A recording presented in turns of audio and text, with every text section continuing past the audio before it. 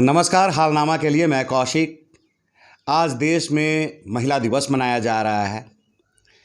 हमारे साथ हैं आनंद रंजना, जो सामाजिक कार्यकर्ता हैं, अधिवक्ता हैं, प्रतिरोधी चेतना की महिला हैं, प्रगतिशील सोच की महिला हैं। आज हम इनसे बात करेंगे महिला सशक्तिकरण पर। रंजना जी नमस्कार। नमस्कार। स्वागत है आपका। धन्यवाद। तो महिला दिवस पूरा देश मना रहा है जी, और आप हमारे साथ हैं। जी।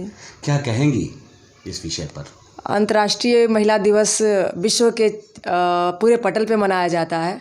महिलाओं के प्रति विभिन्न क्षेत्रों में उनकी उपलब्धियों के लिए उत्सव की तरह मनाया जाता है, चाहे वो आर्थिक क्षेत्र हो, राजनीतिक क्षेत्र हो, सामाजिक क्षेत्र हो।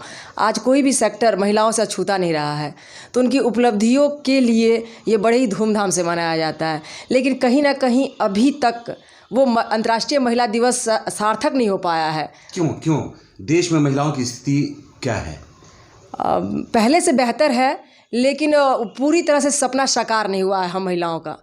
हम महिलाएं मान सम्मान पाने के लिए अधिकारी हैं, कि मान सम्मान मिलना भी चाहिए, क्योंकि महिलाओं के बिना एक सार्थक दुनिया की कल्पना भी नहीं की जा सकती है। बिल्कुल जी।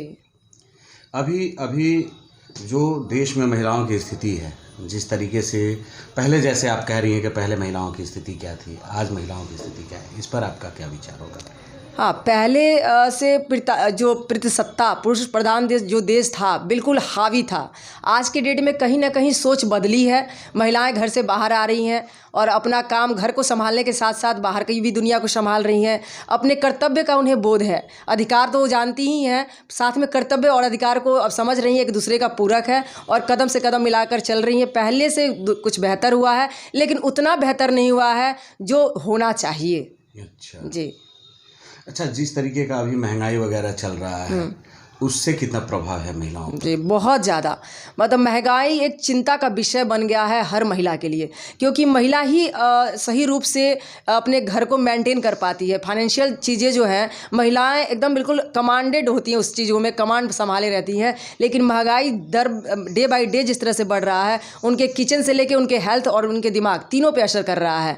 इस महंगाई ने हर एक घर को तोड़ के रख दिया है, चाहे उसका वो मध्यम वर्ग का हो, निम्न वर्ग का हो या हाई वर्ग का हो, सबके ऊपर ये बहुत बुरा असर डाल रहा है। महिला सुरक्षा की अगर बात की जाए, महिला सुरक्षा में बिल्कुल फेल है सरकार।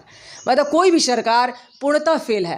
कहीं भी बेटियां, कितना भी कानून आ जाए, लेकिन कानून के अकॉर्डिंग उस तरह से इम्प्लीमेंट नहीं हो रहा है। अपराध और ज़्यादा बढ़ रहा है। कहते हैं ना, निर्भया कांड के बाद बहुत सख्त कानून हो गया है, लेकिन आप आंकड़े उठा के देख लीजिए, निर्भया कांड के बाद दरिंदगी बढ़ गई है। पहले रेप सुना करते थे हम लोग, लेकिन दरिंदगी और हवस का ऐसा नमूना नहीं देखते थे जो हमने उनवास में देखा।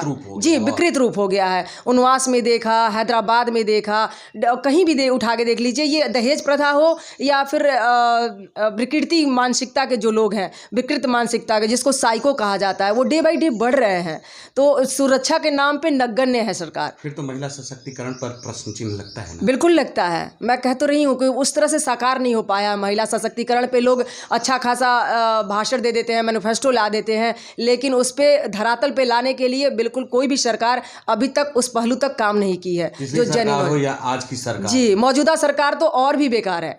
मौजूदा सरकार बेटी पढ़ाओ बेटी बचाओ के नारे के साथ आई, और हम महिलाओं में थोड़ा सा एनर्जी आया कि नहीं, इन्होंने बहुत अच्छी सोच लाई है कि बेटी पढ़ेगी और बेटी बचेगी भी। लेकिन ये बिल्कुल कहने की बात है, स्लोगन मात्र है। इस पर थोड़ा भी चरितार्थ अगर किया जाए, सार्थक कहा जाए, तो कहीं भी ये सार्थक रूप से नहीं दिखता है। मुझे मजाक लगता है इनका कहना, मौजूदा सरकार का कहना बेटी पढ़ाओ बेटी बचाओ, ये बिल्कुल ही मजाकिया है उनके कहने के अकॉर्डिंग और काम करने के अकॉर्डिंग।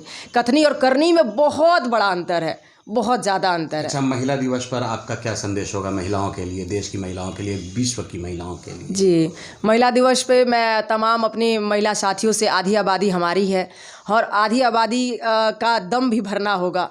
कहीं भी अधिकार मांगने से मिलता है, कोई देने के लिए आगे नहीं आता है। हम लोग जब तक एक साथ, एकता के साथ रहेंगे और एक आवाज़ में हम एक हैं के साथ आएंगे, तो हमारी भी बात सुनी जाएगी और हमारे अनुसार ही चलेगा, क्योंकि महिलाएं होम मेकर से नेशन मेकर होती हैं। तो इस बात को मानना होगा। बहुत बहुत धन्यवाद। आपने आनंद रंजना से सुना महिलाओं की स्थिति देश में और विश्व स्तर पर क्या है, महिला सशक्तिकरण की स्थिति क्या है। तो मैं भी गुजारिश करूंगा सरकार से कि महिलाओं के लिए जो बातें कही जाती हैं खुले मंच पर, उस पर अमल करने की ज़रूरत है। महिलाओं की सुरक्षा पर सोचने की ज़रूरत है। बेटी बचाओ बेटी पढ़ाओ की बात की जाती है, उस पर अमल करने की ज़रूरत है। इन्हीं बातों के साथ अब तक के लिए बस यही तक। फिर मिलते हैं नए मुद्दे नए सरोकारों के साथ। तब तक हालनामा देखते रहिए। अच्छा लगे तो सब्सक्राइब कीजिए, लाइक कीजिए, अपना सुझाव देना नहीं भूलिए। नमस्कार।